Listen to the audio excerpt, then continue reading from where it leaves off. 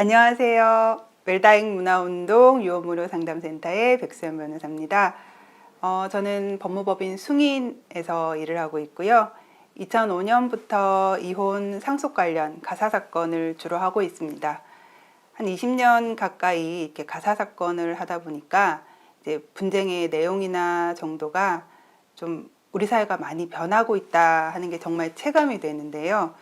예전에는 좀 웬만하면 좀 참고 살지, 아니면 이제 가족끼리는 좀 양보하지, 뭐 이런 정서가 좀 있었다면 요즘은 꼭 그렇지는 않은 것 같습니다.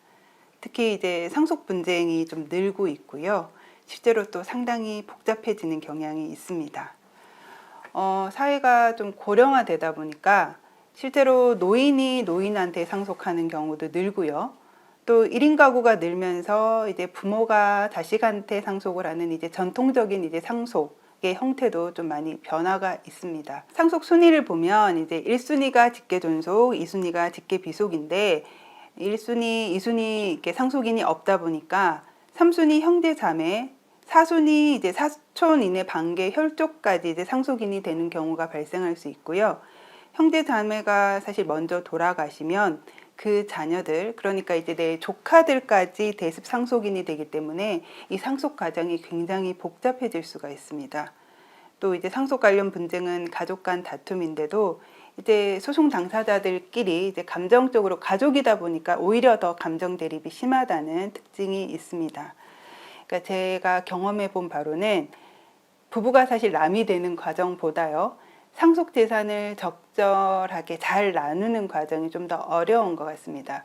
법원까지 왔을 때는 정말 상속인들 간에 협의를 하다 안 돼서 오는 경우가 있고요. 그러니까 감정은 감정대로 이미 다 상해 있는 상태이기도 합니다. 그러니까 법원에 오는 순간 이제 피는 물보다 진하다가 아니라요, 피도 눈물도 사실은 없는 상태가 되거든요. 그러다 보니까 유언장 쓰기는 선택이 아니라 정말 필수입니다. 오늘은 그래서 유언장은 왜 써야 하는지, 특히 어떤 경우에는 유언장을 써야 하고 또 어떤 방식으로 써야 하는지에 대해서 이야기를 좀 나눠볼까 합니다. 오픈 채팅방에서 백수연 변호사를 선택하시면 1대1 카톡 상담이 가능한데요. 오늘 영상 보시고 질문이나 궁금한 내용 있으시면 올려주시면 답변을 드리겠습니다. 오픈 채팅방 이용하시는 방법은 하단에 참고해 주시면 됩니다. 그럼 유언장은 왜 써야 할까요? 첫 번째, 유언장은 내 삶의 기록입니다. 우리는 예외 없이 누구나 죽고요. 사람이 죽으면 누구나 예외 없이 상속 문제가 발생합니다. 재산이 있고 없고 상관없고요. 빚이 있으면 당연히 빚도 상속이 됩니다. 이미 상속을 받아 보신 분들은 유언장이 왜 필요한지 쉽게 이해하실 수가 있을 텐데요. 부모님이 돌아가셔서 상속인이 됐다고 가정을 한번 해보겠습니다. 사실 장례를 치르는 것도 그것만 해도 경황이 없는데요. 장례를 마치고 나면 당장 뭘 해야 될지 막막합니다. 고인이 사망을 하면 그때부터 상속이 개시가 되거든요. 근데 상속 개시되면 3개월 안에 무조건 상속을 받을지 포기를 할지 결정을 해야 됩니다. 그런데 유언장이 없으면 재산이 뭐가 있는지, 빚이 얼마나 있는지 당장 알 방법이 없습니다. 그래서 이제 고인에 대한 애도 기간을 다 마치기도 전에 사실은 서둘러 고인의 재산부터 이제 파악을 해야 되는 상황이 되는 거거든요. 그래도 이제 다행히 2015년부터는 안심상속 원스톱 서비스라는 제도가 생겨서요, 고인의 재산이나 채무를 이제 보다 쉽게 확인할 수 있는 방법이 있기는 합니다. 근데 여기서 확인할 수 있는 재산은 부동산이나 뭐 자동차, 선박 같이 이제 등록하는 거, 그리고 은행, 보험사에서 확인할 수 있는 거, 세금 뭐 체납했는지 안 했는지, 그리고 국민연금 포함해서 이제 각종 연금과 같이 공적인 기록으로 확인할 수 있는 재산에 국한됩니다. 그러다 보니까 이제 이걸로 고인이 개인 간에 어떤 거래가 있었는지는 전혀 확인할 수가 없는데요. 뭐 누구한테 돈을 빌려줘서 받을 돈이 있는지, 아니면 뭐 누구한테 돈을 빌려서 채무가 있는지, 이건 사실은 확인할 수가 없습니다. 만약에 이제 고인이 뭐 사업체라도 운영을 했다라고 가정을 하면 더더욱 이제 재산을 파악하기가 어려운데요. 사업 운영에 관여한 적이 없는 상속인들이 뭐 사업상 채권이 있는지 채무가 있는지 알 길이 없기 때문입니다. 근데 이제 만약에 유언장이 있다. 뭐 유언장이 있다고 가정을 하면 사실 이제 상속인들은 그렇게 재산이 있는지 없는지 확인하는 그런 복잡한 과정을 거치지 않고도 수월하게 상속 재산을 파악해서 뭐 3개월 안에 상속에 관한 의사결정, 그러니까 상속을 받을지 말지를 좀 수월하게 결정을 할 수 있습니다. 이게 유언장이 필요한 첫 번째 이유인데요. 사실 이제 이건 뭐 상속인들을 위한 거죠. 근데 이제 본질적으로 나를 위해서도 유언장이 필요합니다. 이제 내가 내 삶을 좀 주체적으로 정리한다 하는데 이제 유언장의 의미가 있는데요. 이제 상속 분쟁을 법원에서 하다 보면 이제 상속 재산을 파악해야 한다 하는 이유로 이제 고인의 과거 10년치, 뭐 20년치, 심하게는 그 이상도 사실 이제 은행에 남아 있는 거래 내역, 납세 내역 확인할 수 있는 것들은 다 이제 모조리 끄집어내서 다 샅샅이 조사하는 경우가 흔히 있는 일입니다. 뭐 은행 기록을 이제 살펴본다고 가정을 하면요. 고인의 통장에서 예를 들어서 이제 뭐 막내 아들한테 1,000만 원이 갔다. 이게 확인이 됐다라고 가정을 하면 사실 이 돈은 고인이 막내 아들 사정이 좀 딱하니까 그냥 도와준 돈일 수도 있고 아니면 그 전에라도 막내 아들한테 뭐 내가 1,000만 원 빌렸다가 1,000만 원 갚은 돈일 수도 있고요. 아니면 사실 이제 내가 이거 나중에 네가 받을 상속 재산에서 미리 이제 주는 거니까 나중에는 이걸 빼고 받아 하는 취지로 준 돈일 수도 있습니다. 뭐 10년치, 20년치 은행 거래 내역을 사실은 이제 다 일일이 살펴보는 것도 사실은 힘들지만 그보다 더 큰 문제는 고인의 생각이 뭐였는지 사실 아무도 모르는 상황에서 상속인들 간에 이 돈이 뭐였는지에 대해서 다툼이 생기고요. 그 과정에서 이제 고인의 삶이 원치 않게 이제 좀 파헤쳐지고 또 그 고인의 의도와 상관없이 이제 왜곡되게 이제 상황이 바뀌는 겁니다. 사실 이제 내가 죽고 나서 누가 내 은행 거래 내역, 세금 내역 이런 거에 샅샅이 살필 수 있다라고 생각을 하면 사실 이제 당장이라도 유언장을 써야 할 것 같습니다. 평소에 나한테 소중한 물건은 내가 다 정리를 하고 보관을 하잖아요. 그거와 마찬가지로 내가 이제 평생 읽어놓은 내 소중한 재산이다 라고 하면 내 손으로 내가 의도한 대로 정리할 필요가 있다 하는 게 제가 생각했을 때는 유언장을 써야 하는 첫 번째 이유가 아닐까 싶습니다. 유언장을 써야 하는 또 다른 이유가 있는데요. 상속인들 간의 싸움을 줄일 수가 있습니다. 상속 재산이 부동산이다라고 이제 가정을 하면 이건 상속 등기를 해야 되잖아요. 상속 등기를 하려면 상속인들 간의 전원이 협의를 해야 됩니다. 만약 협의가 안 되면 법원에 소송을 제기를 해야 되고요. 소송에서 결정을 받아서 상속 등기를 할 수밖에 없습니다. 상속 재산이 그러면 예금이다라고 하면 은행에 가서 예금을 찾아야 되는데 예금을 찾을 때도 상속인이 전원이 협의해서 같이 은행에 가거나 아니면 협의서를 들고 가거나 아니면 이 사람이 예금을 찾아도 된다라고 하는 상속인 전원의 동의서를 가지고 은행에 가야 예금을 찾을 수 있습니다. 혼자 나 상속인이니까 내 지분만큼만 예금을 인출하겠다 해도 은행에서는 예금을 인출해주지 않습니다.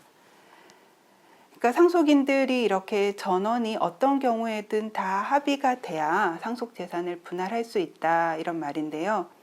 상속 분쟁 가능하면 가족끼리는 안 생겼으면 좋겠고 사실 내 자녀들은 안 그럴 거야 라고 생각을 하겠지만 사실 꼭 내 마음처럼 되는 건 아닙니다. 그러니까 형제 자매는 물론이고요. 심지어는 이제 부모 자식 간에도 이제 재산 다툼은 있고요. 상속 분쟁에서 부모 자식 간의 싸움도 굉장히 심각한 경우를 많이 볼 수가 있습니다. 근데 유언장이 있다고 가정을 하면요. 대체로 이제 유언장대로 상속 재산을 분할할 수 있게 돼서 상속 분쟁을 줄일 수가 있습니다. 경우에 따라 뭐 공동 상속인들 중에 이거 유언 무효다라고 이제 유언 무효 확인 소송을 법원에 제기할 수도 있고요. 어떤 경우에 재산을 하나도 못 물려받았다. 나는 유류분도 못 받았다. 라고 하면 유류분 반환 청구를 할 수도 있지만 적어도 상속 재산을 분할하는 그 협의 과정에서는 분쟁을 줄일 수 있는 것은 확실합니다. 그러니까 유언장은 꼭 상속인들을 위해서도 나를 위해서도 써야 될 필요가 있습니다.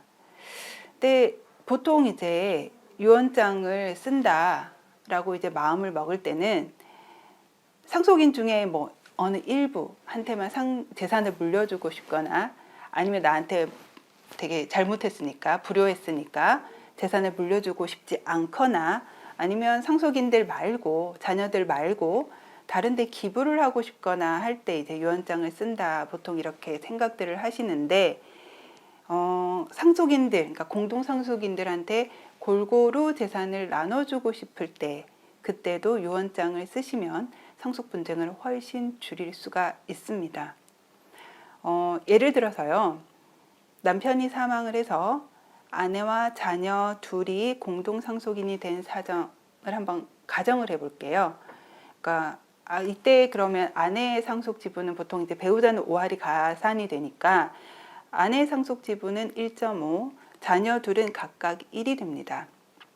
그러면 이제 3대 2대 2 이렇게 재산을 공평하게 나누면 이제 다툼이 없을 것 같은데 이 과정에서도 사실은 서로 협의가 안 돼서 다툼이 되는 경우가 많이 발생합니다.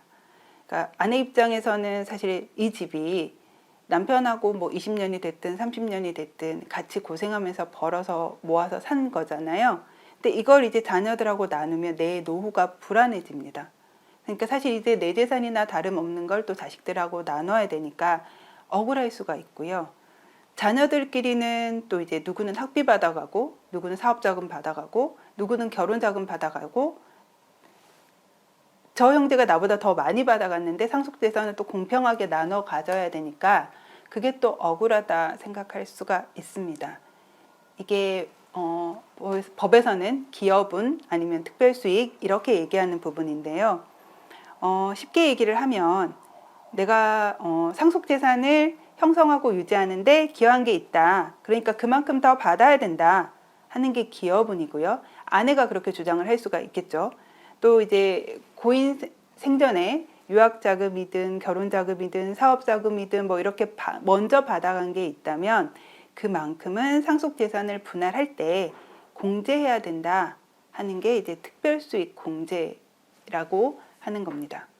근데 이제 그러니까 상속인들끼리 이제 법정 상속 지분대로 이렇게 골고루 나누자 그렇게 하자고 해도 이렇게 누군가는 기여분이 있다고 주장을 할 거고요. 또 누군가는 네가 받은 특별수익이 있으니까 그건 공제해야 된다라고 하면서 이제 불만이 생길 수가 있어서 그걸로 이제 전원일치, 같이 그러니까 분할에 대해서 합의하기가 어렵게 됩니다. 그러니까 이제 고인 입장에서는 어느 자식한테 뭐 더 주고 덜 주고 뭐 이런 내용이 아니라 공평하게 나눠 가져라 하는 의미에서라도 유언장을 남기면 분쟁을 막는 데 확실히 도움이 될 수가 있습니다. 구체적으로 예를 한번 들어보겠습니다. 그러니까 아버지가 생전에 상가 하나를 아들한테 증여를 했고 현재 집이 하나 남아 있다고 이제 가정을 한번 해보겠습니다. 이제 아내는 먼저 사망을 해서 상속인으로는 아들하고 딸, 남매가 있습니다. 그리고 딸은 이제 어머니가 돌아가시니까 혼자 사시는 아버지 생각해서 뭐 반찬도 해다 나르고 집에 와서 청소도 해주고 이렇게 아버지를 돌봐드립니다. 근데 상가를 가져간 아들은 뭐 그렇게 하지는 않았죠. 근데 이제 오히려 요즘에는 사업이 어렵다라고 하면서 이게 자기 집에 와서 오시면 모실 테니까 집 하나 남아 있는 거를 좀 팔아서 좀 도움을 주시면 안 되냐 하고 이제 아버지한테 부탁을 하는 상황입니다. 근데 아버지는 이제 아들한테는 이미 상가를 줬으니까 이 집만큼은 이제 딸한테 이제 주고 싶거든요. 근데 아들이 좀 힘들다, 내가 모시겠다, 와 계셔라 하는 상황에 이제 집을 딸한테 주기가 좀 미안한 겁니다. 그러면 이제 어떻게 해야 될까요? 이럴 때 유언장을 쓰시면 됩니다. 실제로는 이제 보통 이제 계산이 조금 더 복잡해지기는 하는데 쉽게 계산하기 위해서 이제 아버지가 아들한테 생전에 증여한 상가를 한 3억이라고 계산을 하고요. 남아있는 집이 한 2억이다라고 이제 가정을 해서 한번 계산을 한번 해보겠습니다. 아버지가 이제 남긴 집, 남아있는 집 하나만 이제 상속분이다라고 계산을 하면 아들, 딸 상속 지분은 1대1로 똑같으니까 각자 2억의 반반씩 1억씩 나눠 가지면 됩니다. 근데 이제 생각을 해보면 아들은 아버지 생전에 3억짜리 상가를 이미 받아갔잖아요. 거기에 다시 1억을 더 받아가게 되면 딸과 비교했을 때 굉장히 불공평한 결과가 되죠. 그래서 이제 이런 경우에는 아들이 생전에 받아간 3억짜리 상가도 상속재산이다라고 가정을 하고 계산을 하는 겁니다. 그 상가 3억을 포함하고 집 2억을 포함하면 아버지의 상속재산은 5억이 되기 때문에 그 5억의 반반씩 1대1로 나눠 가지면 각각 2억 5천만 원씩 가져가면 되는 계산이 되는데요. 근데 아들은 이제 이미 상가로 3억을 가져갔기 때문에 사실 더 받아갈 계산이 없습니다. 그러니까 그러면 결국은 이 남아있는 집 2억짜리는 딸이 전부 가져가도 아들은 더 할 말이 없게 되는 거거든요. 결과적으로 남은 상속재산인 집, 이 집 한 채는 딸이 가져가게 됩니다.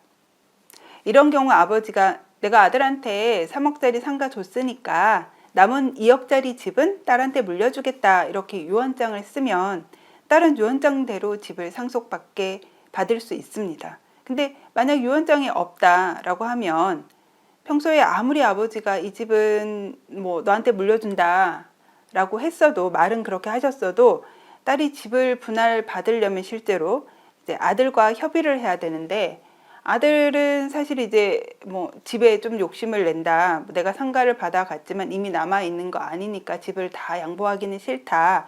이렇게 나오면 결국은 결과적으로 집이 딸한테 가게 되더라도 협의가 안 되고 협의가 안 되면 재판으로 가야 되고 재판에서 결국은 결정을 받아야지 재산을 분할할 수 있는 상황이 되거든요.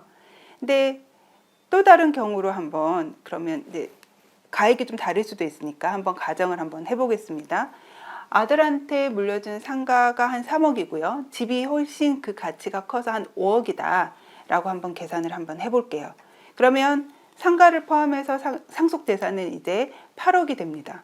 그럼 1대1로 나누면 각자 한 4억씩 가져가야 되는데 아들은 상가로 한 3억밖에 못 가져갔으니까 한 1억 정도는 더 받아가야 되는 계산이 되는 거거든요. 이럴 때 아버지가 유언장으로 이 집의 5분의 1은 이제 아들한테 준다. 딸한테 5분의 4를 준다. 뭐 이렇게 유언장을 남기거나 아니면 딸한테 집 전부를 물려주기로 하면서 대신 딸한테 아들에게 1억을 정산해라. 이렇게 할 수도 있습니다. 이렇게 하면 딸과 아들 사이에 분쟁이 없이 원만하게 이제 상속재산을 분할할 수가 있게 되거든요.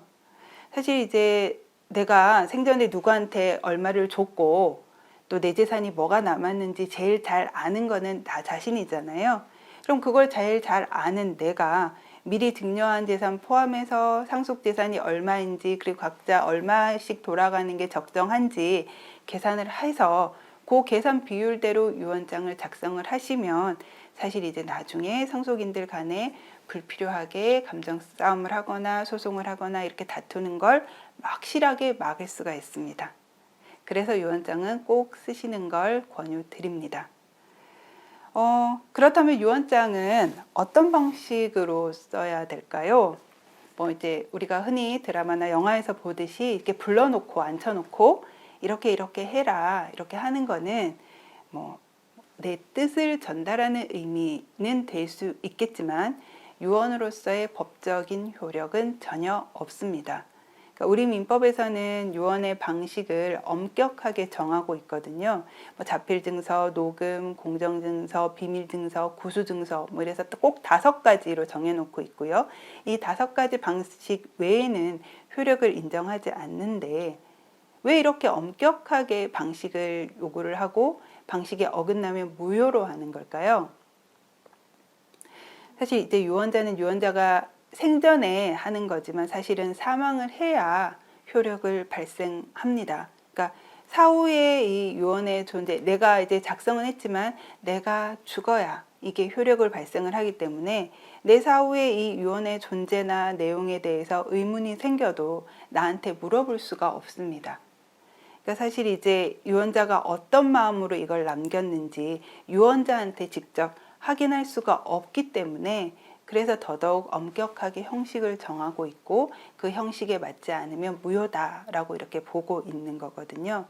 보통 이제 5가지 방식이 있지만 이 중에 사실 보통 흔히 쓰는 거는 자필증서, 공정증서 두 가지고요.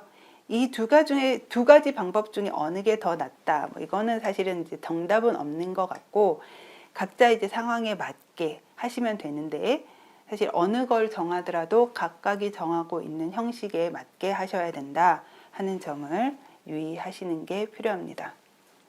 네, 그럼 먼저 이제 자필 증서에 의한 요원을 어떻게 하냐 이거 한번 살펴보면요. 사실 자필 증서에 의한 요원은 쉽게 말해서 그냥 종이에다 내가 쓰는 겁니다. 그러니까 사실 종이와 펜만 있으면 누구나 할 수 있기 때문에 가장 이제 쉽게 할 수 있는 건데요. 네, 종이에다가 요원자가 요원할 내용, 그 다음에 연월일, 몇 년 몇 월 며칠, 그리고 내 주소, 내 이름 자필로 쓰시고요. 마지막에 이제 날인, 즉 도장을 찍는 걸로 마무리할 수 있습니다. 그러니까 당연히 이제 이건 자필로 쓰는 거기 때문에 요즘 워낙 컴퓨터로 워드들 많이 하시는데 워드로 작성을 하시면 안 됩니다. 그리고 이게 자필 증서에 의한 요원 같은 경우에는 그냥 내가 그냥 방에서 종이에 그냥 쓰시면 되지 증인이 필요가 없거든요. 증인이 필요 없기 때문에 상속인들 모르게, 자녀들 모르게 내가 할 수 있기 때문에 비밀이 보장이 됩니다. 그러니까 비밀도 보장이 되고 자유롭게 언제든 할 수 있지만 또 어떻게 보면 또 그만큼 나중에 혹시라도 위조나 변조될 위험이 있기도 하고요. 또 이제 내가 정확하게 이거를 이제 써 놓지 않으면 나중에 상속인들이 이걸 보더라도 이게 무슨 내용인지 라고 이제 내용에 의문을 제기할 수도 있습니다. 그리고 문제는 또 이제 내가 이걸 너무 꽁꽁 잘 숨겨 놓는다고 숨겨놔서 혹시 나중에라도 발견되지 않을 위험이 있기 때문에 혹시 내가 자필 증서에 의한 유언을 쓰셨다면 그래도 상속인들이 내가 죽으면 잘 발견할 수 있는 곳에 제대로 잘 보관하는 것도 중요합니다. 공정증서에 의한 요원 같은 경우는 이제 공증인을 통해서 작성을 하는 거거든요. 근데 꼭 여기는 증인 2명이 필요하고요. 증인이 참석한 가운데 공증인 앞에서 내가 요원 내용을 말을 하면 공증인이 그걸 정리를 해서 이제 요원장을 만들어 주는 겁니다.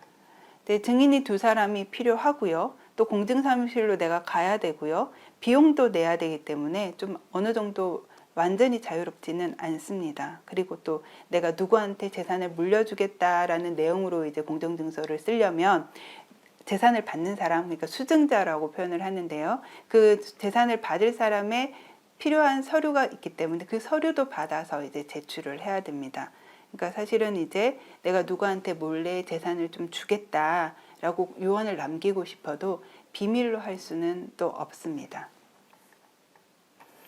그래서 이제 뭐 아까도 말씀드렸지만 자필 증서 같은 경우는 뭐 누구도 모르게 내가 혼자서 비밀로 할 수 있지만 뭐 공증 증서는 그렇지가 않다. 뭐 또 비용도 든다. 이런 문제가 있죠. 물론 이제 공증 증서 작성을 하실 때 비용은 뭐 무한대로 늘어나는 것은 아니고요. 한 300만 원 이렇게 최상한이 정해져 있기 때문에 그 범위 안에서는 이제 내가 어느 방법을 택할지 선택을 하시면 될 것 같습니다. 이제 뭐 유언 비용, 그러니까 유언에 유언장 작성하는데 비용을 어느 정도 내더라도 뭐 공동증서로 유언장을 작성을 하면 나중에 이제 법원에 가서 검인을 하지 않아도 되는 좀 그런 편리함은 또 있기 때문에 그거는 이제 선택을 하시면 된다 하는 말씀을 드립니다. 그리고 이제 많은 분들이 이제 궁금해하시는 내용 중에 치매 진단을 받았다. 치매 진단을 받았고 아니면 내가 좀 약간 인지 능력에 문제가 있는 것 같다. 이럴 때 유언장을 써도 되냐? 이런 질문들을 좀 많이 하시는데요. 근데 사실 이제 건강할 때 미리미리 유언장을 작성해 두면 좋겠지만 사실 치매 진단을 받았다라고 해서 유언장을 작성할 수 없는 건 아닙니다. 그러니까 사실 치매 진단을 받았냐 안 받았냐 그게 기준이 아니라 유언장을 쓸 때 그 당시에 유언 능력이 있었느냐 없었느냐가 유언의 효력을 가르는 기준인데요. 사실 치매 진단을 받았더라도 유언장을 쓸 때 이 유언이 뭔지를 알고 있었다. 쉽게 말하면 이거는 이렇게 내가 쓰면 내가 죽으면 누구한테 재산을 물려주는 내용이다 라는 걸 알았다면 사실 당시에 치매 진단을 받았다고 하더라도 이 유언은 유언 능력이 있는 상태에서 쓴 거기 때문에 유효하다 이렇게 보고 있습니다. 사실은 이제 그렇더라도 건강할 때 준비하면 좋겠지만 그렇지 않더라도 작성하실 수 있다 이렇게 생각을 하시면 되고요. 그렇다면 또 언제 어떤 경우에 유언장이 선택이 아니라 필수인가 생각해 볼 수 있는데요. 먼저 이제 뭐 사실혼 배우자한테 재산을 상속하고 싶을 때는 사실 꼭 유언장을 남겨두셔야 합니다. 이제 예를 들어 보면 요즘에 이제 황혼 이혼도 많이 하시고요. 황혼 재혼도 많이들 하시죠. 근데 이제 자식들한테 좀 눈치가 보여서 재혼을 좀 망설이거나 재혼을 하더라도 사실 혼인신고를 못하는 경우들이 좀 덜어 있습니다. 근데 혼인신고를 하지 않으시면 아무리 10년, 20년을 같이 혼인생활을 하셔도 상속인이 아니기 때문에 상속권이 인정이 되지 않습니다.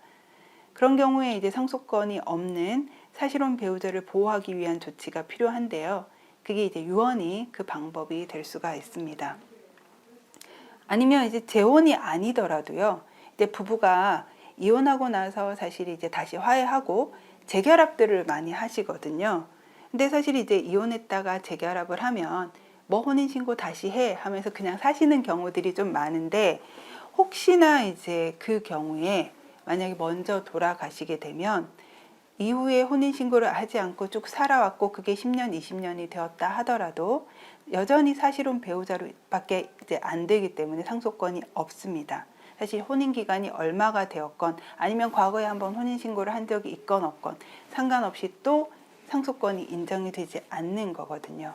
그러니까 이런 경우에도 꼭 유언장을 남겨두실 필요가 있습니다. 또 이런 경우도 한번 가정해 볼 수가 있습니다. 상속인이 있는데 상속인 말고 다른 사람한테 이제 재산을 물려주고 싶다. 예를 들어 뭐 기부를 하고 싶다. 이런 경우에도 유언장은 필수입니다. 뭐 부모가 만약에 예를 들어 볼게요. 부모가 이혼한 뒤에 이제 남편이 이제 딸을 계속 양육해 왔습니다. 그리고 그 남편이 재혼을 했고요. 그 딸은 이제 그러니까 새어머니 밑에서 자란 거죠. 그러니까 남편과 그 재혼한 처 사이에는 다른 자녀는 이제 없었습니다. 그 상태에서 남편이 이제 먼저 사망을 하니까 딸은 이제 친모는 잘 몰랐고요. 새어머니하고 살면서 새어머니가 돌아가실 때까지 간병도 하고 또 계속 보살펴 왔습니다. 그러니까 새어머니 역시 또 자녀가 없으니까 이제 딸을 친자식처럼 이제 생각을 하면서 서로 의지하면서 살았고요. 근데 집이 하나 있었는데 그 새어머니한테 내가 죽으면 이거는 너 줄게 이러고 이제 돌아가셨습니다. 근데 막상 새어머니가 돌아가시니까 그동안은 이제 왕래 없이 지내던 새어머니의 형제 자매들이 나타나서 상속인이라고 주장을 합니다. 근데 왕래도 없이 지내던 형제 자매들이 상속인이라고 나타나서 상속권을 주장하니까 이 딸의 입장에선 굉장히 억울하고 그래서 다른 방법이 없나라고 하면서 이제 한번 상담을 온 케이스였는데요. 사실 억울하지만 이런 경우에도 방법이 없습니다. 자, 현행민법에서는 이제 계모자 관계에서는 상속권이 인정이 되지 않거든요. 따라서 이제 새어머니한테 직계 존속이나 비속이 없었다면 삼순위 형제자매가 상속인이 될 수밖에 없고요. 뭐 평소에 뭐 교류를 했던 교류를 하지 않았던 상속 순위에 따라서 상속이 되는 겁니다. 뭐 우리 민법에 특별 연고자에 대한 뭐 재산 분여라고 해서 피상속인하고 생계를 뭐 같이 했거나 요양 간호했거나 아니면 특별한 연고가 있었을 때 가정법원에 청구하면 일정 부분 재산을 나눠주는 그런 제도가 있기는 한데 사실 이것도 상속인이 없을 때 가능한 거고요. 상속인이 다른 상속인이 있다라고 하면 이런 제도를 통해서도 다른 재산을 뭐 일부분이라도 받을 수 있는 방법이 없습니다. 그러니까 사실 이제 친자 관계는 없더라도 상당 기간 동안 새어머니 모시고 돌봐오고 뭐 이랬다면 억울할 수밖에 없는 그런 케이스거든요. 이런 케이스에서도 역시 미리 유언장이 있었더라면 참 좋았겠다 이런 생각이 들었습니다. 이런 경우에도 꼭 유언장은 남겨두실 필요가 있습니다. 네, 만약 유언으로 자녀나 손자한테 재산을 물려주고 싶은데 아직 너무 어려서 재산 관리 못할 것 같다, 걱정이다. 아니면 이제 자녀한테 재산을 물려주고 싶은데 남은 배우자도 좀 생각을 해야 되고 배우자의 생활도 좀 보호하고 싶다. 이런 상황이라면 부담부 유증이라는 제도도 있습니다. 그것도 한번 고려를 해볼 만한데요. 한번 예를 들어 볼게요. 부부한테 이제 외아들이 있었습니다. 근데 이제 몇 년 전에 외아들이 사망을 했거든요.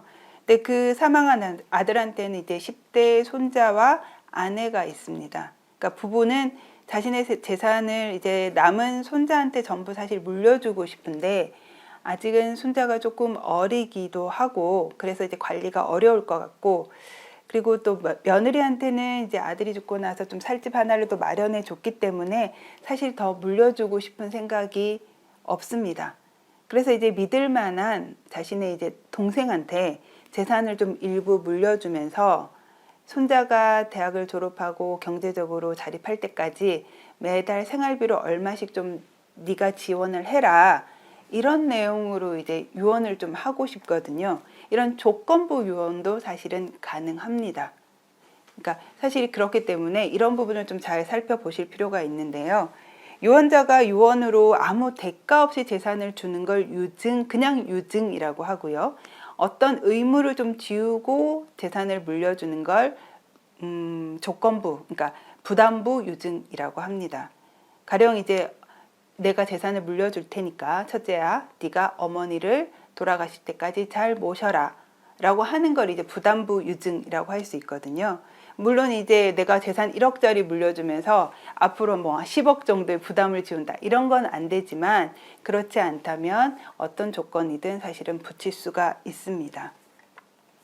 만약에 이렇게 일정한 조건을 붙이고 재산을 물려줬는데 이 조건을 지키지 않는다.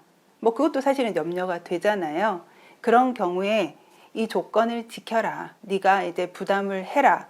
라고 주장을 해보고 그럼에도 불구하고 조건을 지키지 않는다라고 하면 다른 상속인들은 이 부담부 유증을 받은 상속인을 상대로 유언 취소를 청구할 수도 있습니다. 그러니까 사실은 이제 내가 어떤 부담으로 유언을 했는데 지키지 않는다. 그럼 그 유언을 취소할 수 있기 때문에 이런 부분도 굉장히 한번 고려를 해보시면 좋을 것 같습니다.